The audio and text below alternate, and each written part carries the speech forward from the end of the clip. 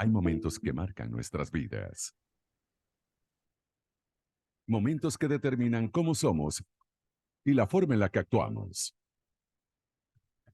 Conoce los eventos que marcaron la vida de nuestros invitados en Huellas Ocultas.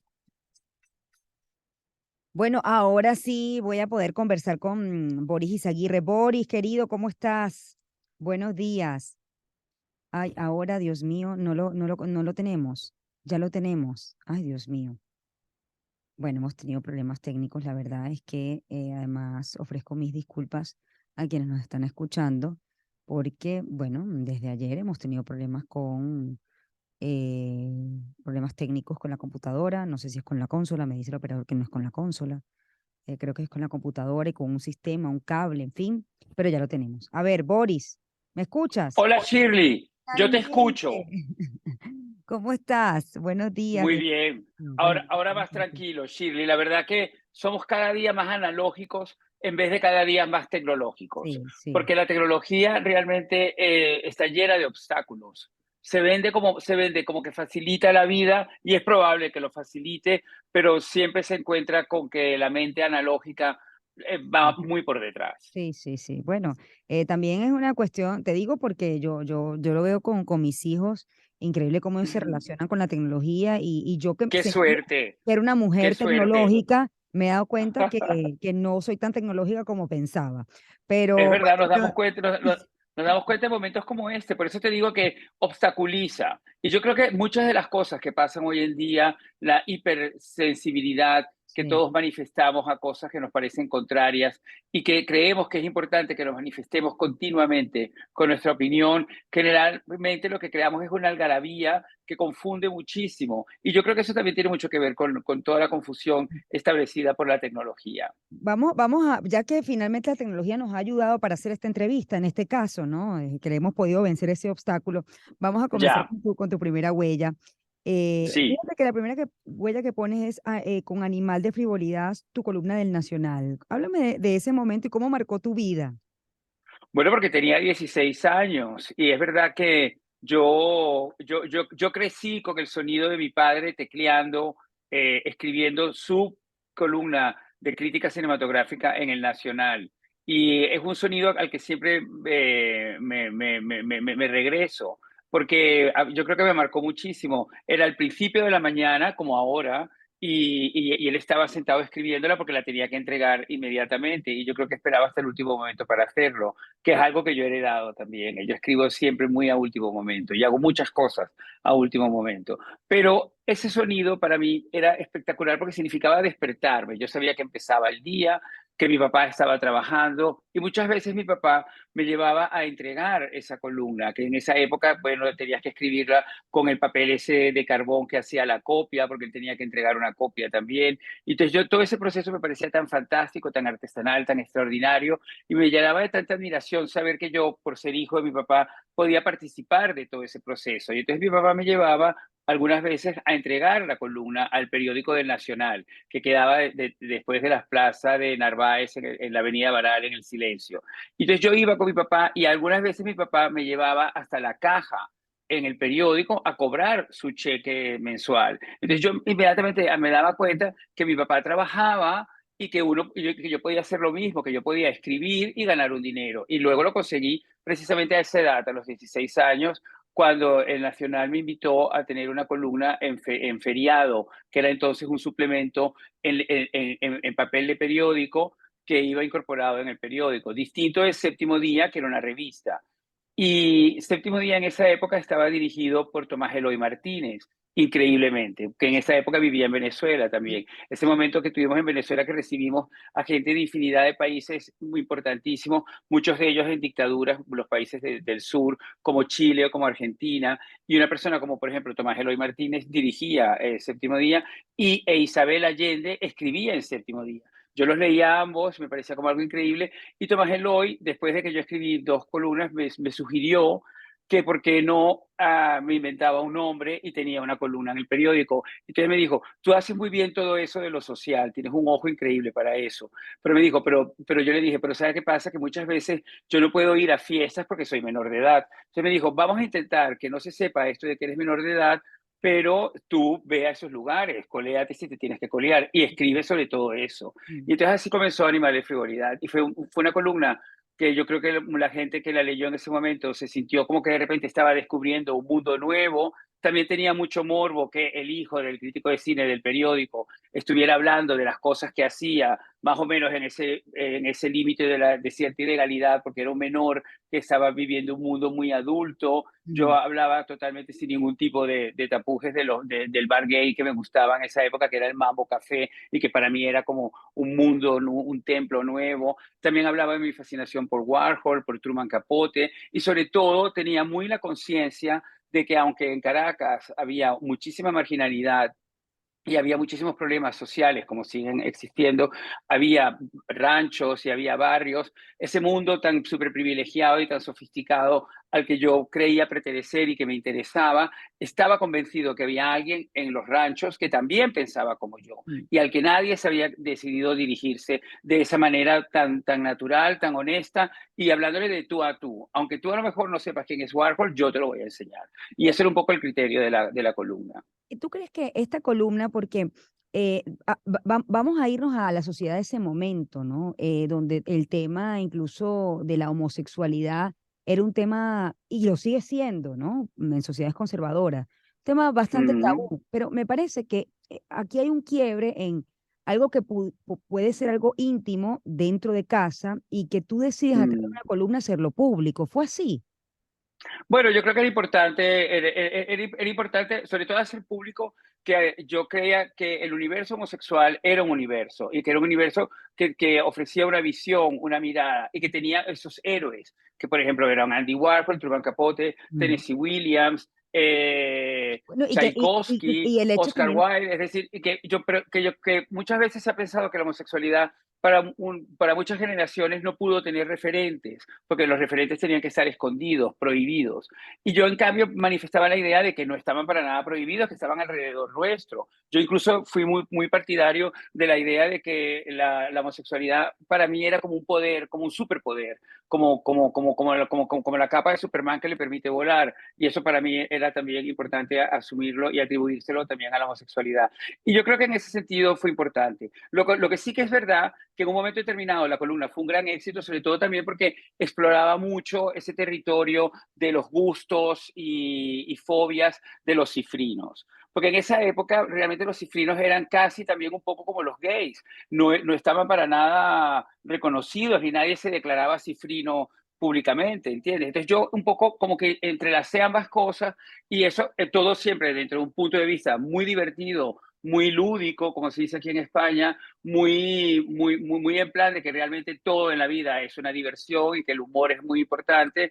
Y eso yo creo que consiguió muchísimos lectores y también un cierto aroma de escándalo de polémica, que Mm. yo a eso también se lo vinculo mucho a la frivolidad. La frivolidad tiene una capacidad de provocación muy innata. Ahora, tú eres un hombre frívolo. No, yo creo que soy un hombre, yo creo que la frivolidad para mí son como los anteojos, y es como una lupa también. Me permite ver más allá de lo que la gente frívolamente ve, Ujú. ¿entiendes? Para mí la frivolidad en el fondo yo creo que es un arma secreta para profundizar en cosas que a mí me parecen interesantes. La segunda huella que tengo aquí es La Dama de Rosa, 1986. Ciertamente cumplí 21 años escribiendo La Dama de Rosa con José Mm. Ignacio Cabrujas. José Ignacio fue una persona muy importante en mi vida personalmente. Sentí una admiración gigantesca por él. De hecho, yo tuve el pelo lacio hasta que conocí a José Ignacio y empecé a ponerme un enjuague que en esa época era Conceal, que era rosado, rosado pantaleta, y yo me lo dejaba puesto todo el día para poder generar los rizos y parecerme al pelo de José Ignacio. La Mm. voz sí que no la pude conseguir, porque tampoco es verdad que nunca me gustó el tabaco como le gustaba a José Ignacio, pero sí tengo siempre un recuerdo muy especial para con él, porque yo vi Acto Cultural, oí hablar de ella en mi casa, porque mis padres habían ido al estreno y todo el mundo hablaba de esa obra de teatro, y luego yo fui y ya nunca salí de allí, empecé a ir todos los días hasta que de repente una de las actrices le dijo a José Ignacio, es que es rarísimo, es que el hijo de los Izaguirre está sentado ahí todas las noches y es un menor. Entonces, claro, de repente José Ignacio muy increíblemente dijo, pues la verdad que me gustaría hablar con él, saber qué es lo que piensa y por qué viene todas las noches. Y entonces me concedió una entrevista en el propio Nuevo Grupo. Y entonces yo fui allí un poco como impactadísimo también de que iba a hablar con él, porque era como pues, mi primer persona admirada que me concedió una entrevista. Y entonces yo creo que, y nos pusimos de acuerdo. Y él me dijo una cosa que se me quedó grabada, como muchas otras cosas que también me dijo a lo largo de tantos años que fuimos amigos. Me dijo, mire, Izaguirre, porque él empezó a esta cosa de que nos habláramos siempre de usted y por el apellido. Mire, Izaguirre, usted no puede seguir con ese espectáculo del niño precoz, porque en realidad va a convertirse en un mono de circo, y ese no es el camino. Luego me lo volvió a decir cuando yo aparecí por primera vez en Cállate Sicilia, que aparecía hablando muy amanerado y vestido de una manera también muy peculiar y como muy estrafalaria, que me dijo, Boris, es que ese no es el camino. Y siempre me acuerdo de eso, porque al final yo hice ese camino. Entonces, yo al final exploté todo mi amaneramiento, exploté toda mi vena histriónica y toda esta sensación, toda mi manera de ver el mundo un poco como un espectáculo, desde una silla, pero como un espectáculo. Y no sé si al final traicioné un poco a José Ignacio o no, pero en esos años de que yo me fui a vivir fuera a los Estados Unidos a terminar mi bachillerato, porque era imposible que lo terminara con la carrera académica que llevaba tan mala en Caracas, yo regresé muy a regañadientes, porque realmente yo pensé que ya había conseguido irme de Caracas, que también ha sido para mí algo muy importante de alcanzar a lo largo de toda mi vida. Y entonces, cuando me devolví por la devaluación del 83 y porque era imposible sostenerme en los Estados Unidos, estaba realmente muy desorientado, a punto de una depresión brutal y solamente tenía 19 años. Entonces, José Ignacio un día me pidió que lo llevara a su casa y yo conducía el coche de mi mamá de muy mala manera. Y José Ignacio me dijo, la verdad que hay que ser muy valiente para sentarse con usted al volante. Y entonces, bueno, yo lo llevé hasta su casa y cuando aparcamos por fin y él se iba a bajar, entonces me dijo, ¿y usted por qué no piensa en trabajar conmigo escribiendo para televisión? Y yo me acuerdo perfecto que yo le dije, ¿televisión?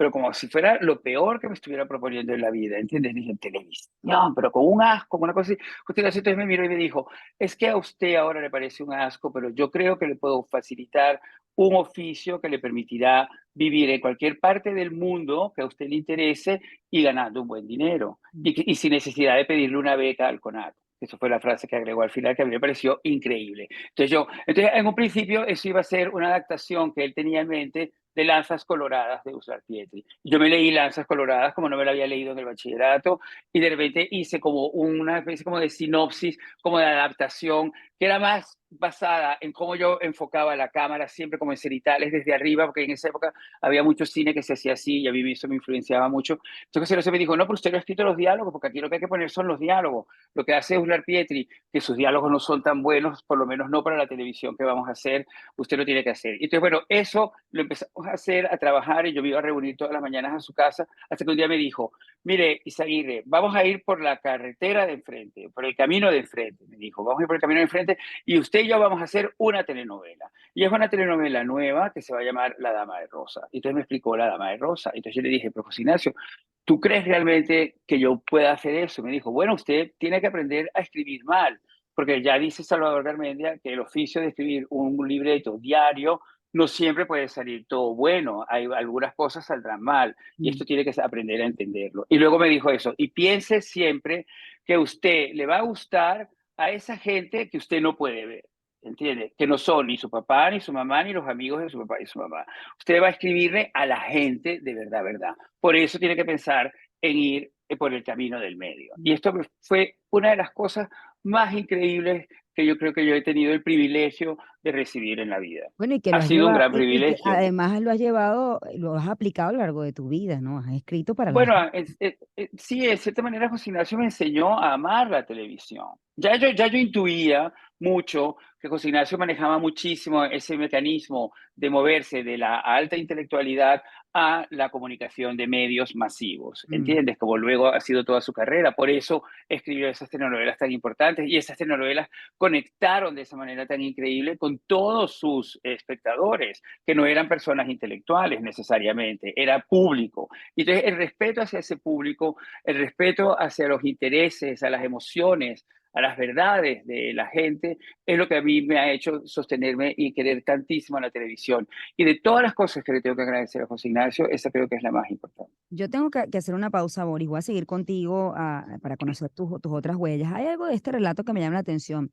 Yo quería salir de Caracas. ¿Por qué? Me lo vas a responder al Bueno, regreso. porque Al sí, regreso, perfecto. hacemos Te una pausa, ya espero, te volvemos. espero. Muy televisivo esto. De la Muy información al bien. entretenimiento. En Shirley Radio.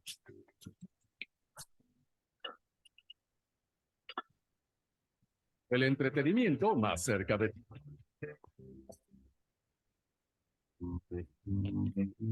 Circuito Onda. La Superestación. Impactors es un espacio dedicado al mundo del marketing digital. El arte de la estrategia y su impacto positivo.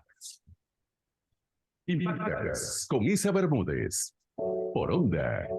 La Superestación.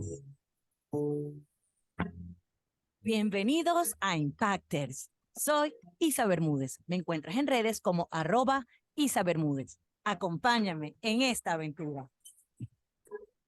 La belleza es algo muy subjetivo y por esto mismo, Pour Moi, la marca británica de moda que vende lencería y traje de baños, acudió a la inteligencia artificial de la plataforma llamada Midjourney para establecer cuáles son las nacionalidades más bellas del planeta. Esta inteligencia artificial tiene la capacidad de generar ilustraciones partiendo del texto y con base a foros de discusión de Reddit, logró establecer cuáles serían las personas más atractivas del planeta, según su nacionalidad.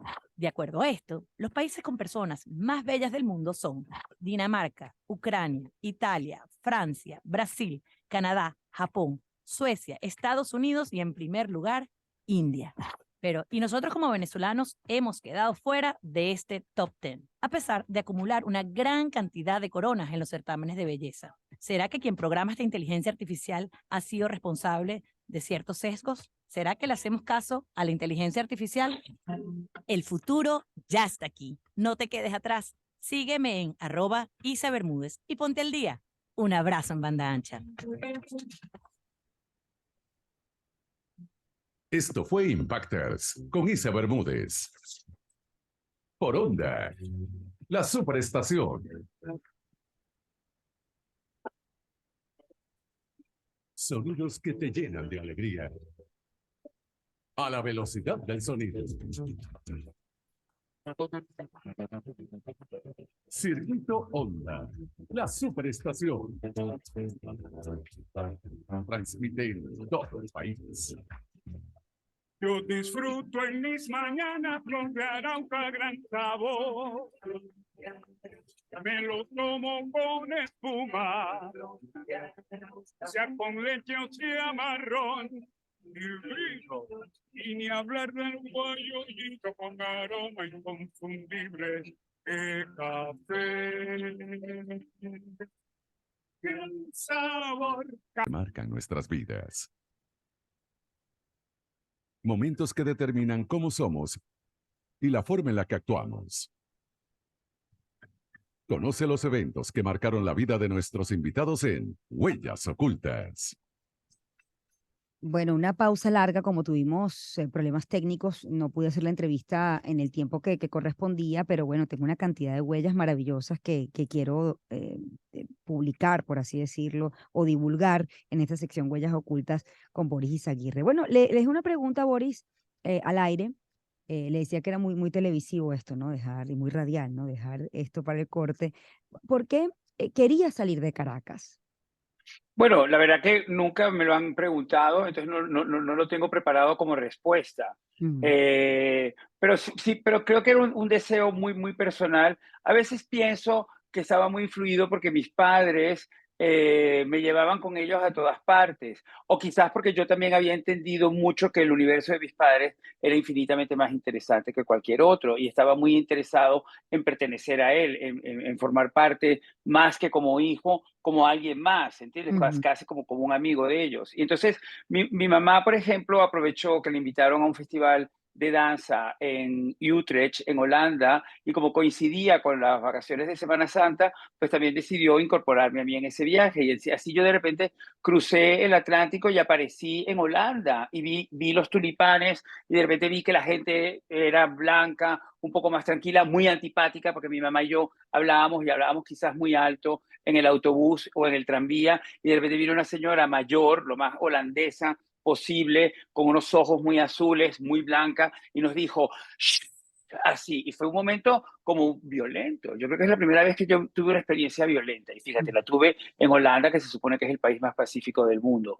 Yo creo que no es tan pacífico. Y entonces, bueno, ese viaje terminó en París, fuimos al Louvre, y entonces yo de repente le dije a mi mamá que a mí no me interesaba tanto ver la Mona Lisa, sino que quería ver la Victoria de Samotracia, porque consideraba que la Victoria de Samotracia era como mi mamá, una bailarina porque está en movimiento. Lo que pasa es que mi mamá sí tiene cabeza, y tuvo mucha cabeza toda su vida. Pero cuando vi la Victoria de Samotracia, yo de repente pensé, bueno, esto soy yo. Yo realmente soy más de esto que del Orinoco y de incluso hasta del propio Ávila, que lo quiero tanto. Pero te quiero sentir que eso de repente, que yo creo que es ahí donde empezó esta búsqueda mía importantísima de que no podía permanecer en Caracas porque mi mundo realmente no estaba en Caracas o traspasaba Caracas, como luego se demostró. Yo tengo 30 años viviendo en este país, en España, donde no nací, pero que es un país que me lo ha dado todo, completamente todo. Me ha dado esta casa que estás viendo, esta parte, esta es mi oficina en la casa, me ha dado un marido, me ha dado el amor, me ha dado un nombre,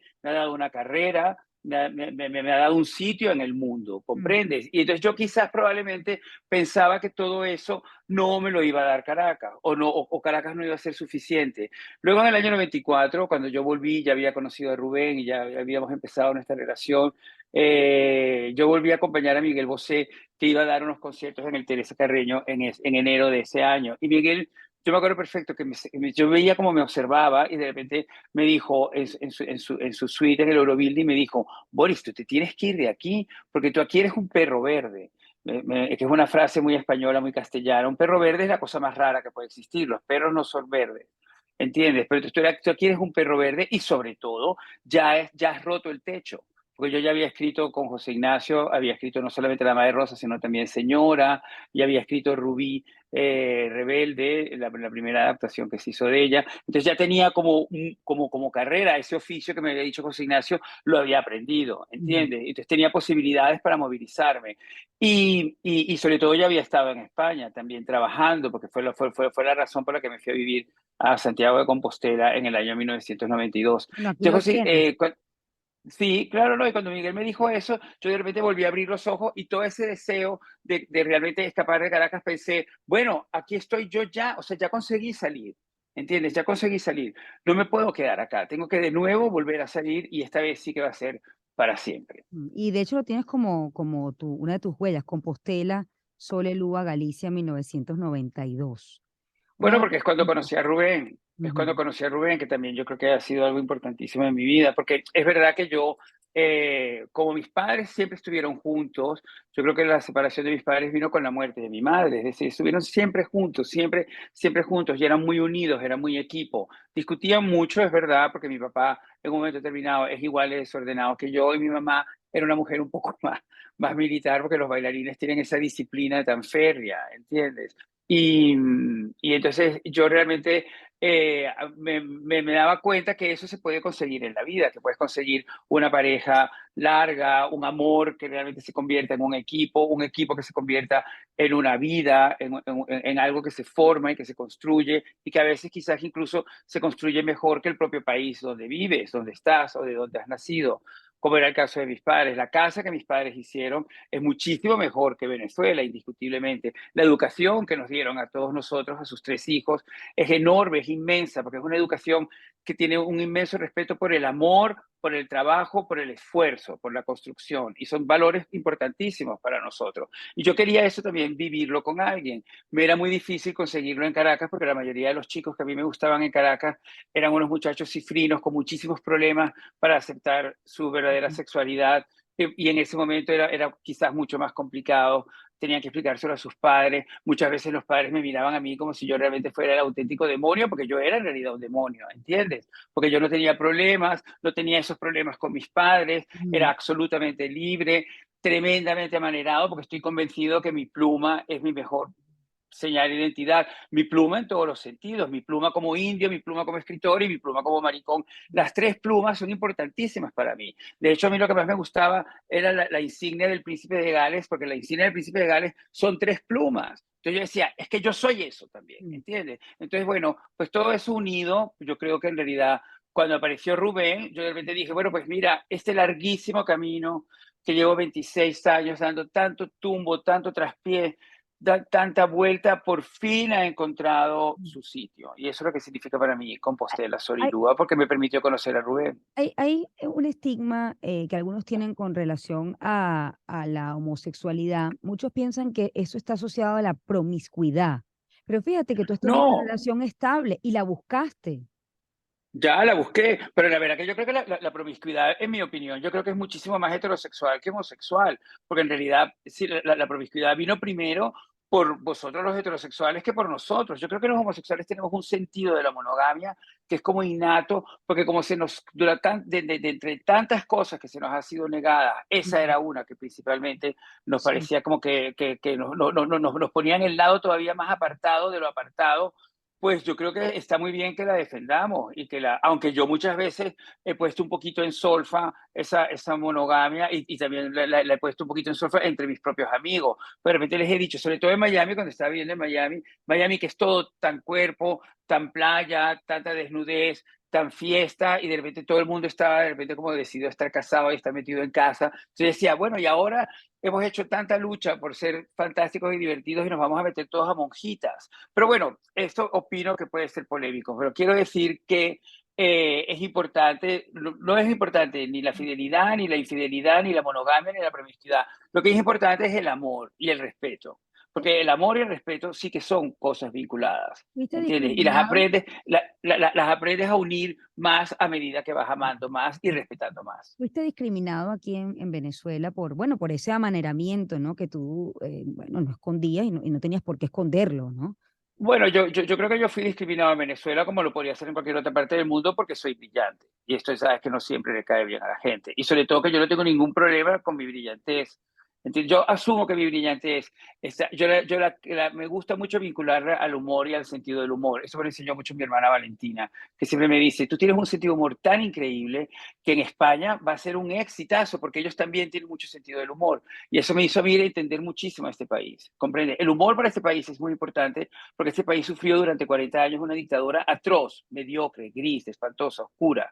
Y el humor era una manera en las casas, en las conversaciones, de liberarse, ¿entiendes? De eso que tú hablabas antes al principio, de alcanzar los sueños, ¿entiendes? De salir de esa mediocridad. Por eso yo defiendo tantísimo el humor y defiendo tantísimo la brillantez. Y no tengo ningún inconveniente en que le moleste a algunas personas, a mí me ha llevado muy lejos. Me hablas aquí, o me pones otra huella, Azul Petróleo 1998 y Crónicas Marcianas también en el 98. Bueno, porque sí, Azul Petróleo es mi primera novela publicada en España, por Espasa. Yo había escrito y publicado en Venezuela con Alfadil Ediciones El vuelo de los avestruces, que es una novela que tiene mucho que ver con uno de tus invitados, que ha sido Fran Bofran, que es uno de mis mejores Sí, amigos, es un sí. hermano para mí. Y Fran me acompañó mucho en la escritura de esa novela, que es una novela sobre un grupo de personas muy marginales que deciden y desean ser famosos antes de cumplir 30 años. Esa es la historia de esa novela. Yo creo que se adelantó muchísimo, se adelantó 30 años a un tema que es muy en boga hoy en día, que Sí. la gente asocia la juventud y el talento y el éxito, lo mezcla todo junto. Para nosotros era realmente como una especie como de enigma importante y muy generacional. Y entonces yo había escrito esa novela, pensaba que esa novela la podía volver a editar acá, pero Espasa, su editor de entonces, me dijo, no, nosotros lo que te proponemos es que escribas una nueva novela. Entonces, claro, tú imagínate, yo había, entre Azul Petróleo y El vuelo de los avestruces hay 7 años de diferencia. Y esos 7 años fueron un mundo tremendo para mí. Me adapté a este país, empecé a vivir con Rubén, y entonces de repente sentarme a escribir esa novela que es una novela sobre un asesino en serie que solamente mata a sus amantes homosexuales y se llama Azul Petróleo porque él tiene un creyón que se extravió en su infancia y lo quiere volver a recuperar. Y esa es la historia de esa novela. Y esa novela de repente yo me encontré escribiéndola en Barcelona al mismo tiempo que empezaba a hacer mis apariciones en Crónicas Marcianas más cotidianas. Pasaban de una sola vez a la semana a prácticamente toda la semana de emisión del programa. Entonces, ese fue un proceso para mí también muy increíble porque yo pasé de ser una persona completamente desconocida, nueva, que estaba adaptándose a un país, a ser el fenómeno mediático de ese país. ¿Comprende? es una cosa, a veces la puedes entender como, bueno, el roce con la fama, que para mí siempre ha sido muy importante, conseguir un sueño, todo lo que tú quieras, pero en cualquier caso, cuando te está pasando, es como mucho. Y encima yo estaba escribiendo esa novela. Entonces Mm. siempre le tengo un recuerdo a Azul Petróleo, como de que fue, Azul Petróleo me sirvió a mí muchísimo de ancla para no dejar que todo ese ruido enorme, toda esa tormenta increíble en la que yo me estaba metiendo, que era esa fama tan descomunal, que de repente salieras a la calle y vinieran 10 personas a agarrarte, a abrazarte, a pedirte, hoy te piden una foto, en esa época te pedían un autógrafo, te tocaban, o te besaban o gritaban delante tuyo. Todo eso me consiguió hacerlo que fuera como algo normal o algo simplemente que yo podía ver desde fuera, el poder estar escribiendo Azul ¿Y Petróleo. disfrutaste o disfrutas la fama o más bien extrañas el anonimato? No, para nada. ¿Cómo vamos a estallar el anonimato? Eso yo creo que no es verdad. El anonimato, el anonimato, mientras dura, es bueno que realmente puedas conocer las dos cosas. Uno siempre tiene que conocer las dos cosas. Yo creo en esto cada vez más. Pero también pienso que yo entendí que la fama por lo menos me iba a dar a mí eso que es una de mis grandes carencias. Yo no tengo disciplina ninguna. No soy puntual. ¿Entiendes? No, no, nada de eso existía para mí hasta que me hice famoso. Entonces la fama se convirtió para mí en una disciplina, en eso que hacía mi mamá, que hacía un ejercicio, hacía una serie de ejercicios de danza en su casa todos los días porque tenía que fortalecer la espalda porque había tenido un accidente tremendo de muy joven. Y yo eso que admiraba tanto de mi mamá, su dedicación, su disciplina, su voluntad, la fama consiguió por fin que fuera parte de mí. A ver, Boris, yo tengo que ir despidiendo porque me quedan otras huellas. Vos la serie 2023 y el trato de favor, zarzuela, libreto original, música, Lucas Vidal y estreno Teatro de la Zarzuela, que es el Que la 25. estrenamos el 29 de abril, la estrenamos el 29 de abril y que es para mí un gran sueño porque yo siempre quise escribir dramaturgia, Mm. por eso admiraba tanto a Isaac Chocrón, porque Isaac Chocrón era un dramaturgo, incluso un poco más que José Ignacio, porque como José Ignacio también hacía más cosas, pero Isaac era para mí esa figura, una persona dedicada al teatro. Y la zarzuela mezcla todas estas cosas que a mí me apasionan, el humor, el sainete, mezclar la actualidad con cierta ficción y la música. Y esto lo vamos a estrenar en el Teatro de la Zarzuela, que es una gran institución cultural española y que ha encargado esta zarzuela para que sea su estreno del año 2023, el 29 de abril de este año. Bueno, este es como hoy abrimos el micrófono, otro de los sueños cumplidos tuyos en particular. Oye, Boris, hay algo que cuando uno observa tu vida, ¿no? Y fíjate que, bueno, lo has contado a través de lo que ha sido tu obra y momentos especiales que marcaron tu vida. Uno ve que tú has convivido entre la intelectualidad y la frivolidad. ¿En cuál Todo terreno, el tiempo. en cuál Sí, terreno no, te bueno, sientes más cómodo? yo creo que en el medio, siempre, ya te digo, yo creo que uno siempre tiene que estar entre una cosa y la otra, Mm. es la mejor manera de existir. Yo iría más lejos, yo creo que yo aprendí, que esto lo aprendí mucho de Terence Mox, que también es otro autor que tuve la gran suerte de conocer y ser amigo de él, y que también era uno de mis mitos fundacionales, y lo leía y lo disfrutaba muchísimo, me encantaban sus columnas y todas sus novelas. Y Terence un día me dijo, se supone que hay una frontera entre la alta cultura y la baja cultura. Y precisamente personas como tú y como yo somos el ascensor que puede ir de uno a otro sitio sin ningún problema. Entonces eso fue también como otra de esas frases increíbles que de repente tú dices, bueno, pero es que esto es una súper gran verdad. Lo importante de esas grandes verdades, cuando las escuchas y cuando te das cuenta que son grandes verdades, es que pongas toda la voluntad de tu parte por hacerlas de parte tuya, por hacerlas tu mensaje, para hacerlas tu verdad. Y yo espero haber podido Es hacerlo. interesante porque es como uno se puede percibir, ¿no? Pero a veces el intelectual o el círculo intelectual discrimina a aquel que se mueve en el círculo de la frivolidad y el Claro. frívolo siente que no conecta con el intelectual. Es verdad, bueno, pero yo creo que yo lo he conseguido porque mi marido es muchísimo más intelectual que yo, es un poco como de ese tipo de intelectuales, y yo creo que él ha pensado lo mismo, él ha dicho, bueno, voy a estar con este porque la verdad que me divierte un poco su mundo y sus sufrimientos y sus historias, y los dos yo creo que hemos hecho un poco como ese paseo permanentemente y a mí me ha ayudado muchísimo, pero yo pienso que hay que ir siempre a lo que la televisión y los medios de comunicación te enseñan. La gente que nos está escuchando, la gente que ve un programa de televisión y que cree en un programa de televisión, en una serie, en una película, quiere encontrar una parte de su verdad en ello. Y tú eres un mediador para transmitirles esa verdad. Y eso es lo grande de los medios de comunicación. Y es lo importante de un periódico, es lo importante de una radio, es lo importante de la televisión. Yo podré pasar por muchas cosas, podré fracasar y triunfar en muchas cosas, pero siempre me refugio en esta creencia, ¿entiendes? Lo importante para mí es que el medio de comunicación sea masivo y que yo entienda la importancia de que es masivo. Yo te agradezco mucho que hayas compartido esta mañana con nosotros. Espero pronto tenerte Y aquí yo por fin, en espero que Caracas. sea pronto, porque, oye, me he hecho las huellas y las fotografías para mi nuevo pasaporte, Ah, porque no sí. lo he tenido durante mucho tiempo y por eso no he ido desde el 2016, no he podido ir a Venezuela. Pero ahora quiero ir mucho porque mi papá tiene 92 años, porque extraño muchísimo a mi papá, y porque me encanta hablar con él y es muy difícil hacerlo por teléfono. Así que estoy con muchas ganas de aparecer. Voy a aparecer con mi nueva cara, que me da mucha risa porque siempre digo, bueno, en este nuevo pasaporte venezolano voy a aparecer con la cara que la madre patria me ha dado. Ajá. ¿Entiendes? Que sabes que es verdad, ¿entiendes? Pero estoy esperando que aparezca ese pasaporte y en lo que lo tenga, estoy allí. Bueno, te espero aquí en Caracas. Será un placer recibirte aquí. Vale, Te muy mando un bien. abrazo, de verdad que sí. Y yo un Igual, beso enorme, Shirley. Boris, Muchas gracias. por favor, Boris Izaguirre ha sido mi invitado esta mañana. Hemos conocido sus huellas ocultas.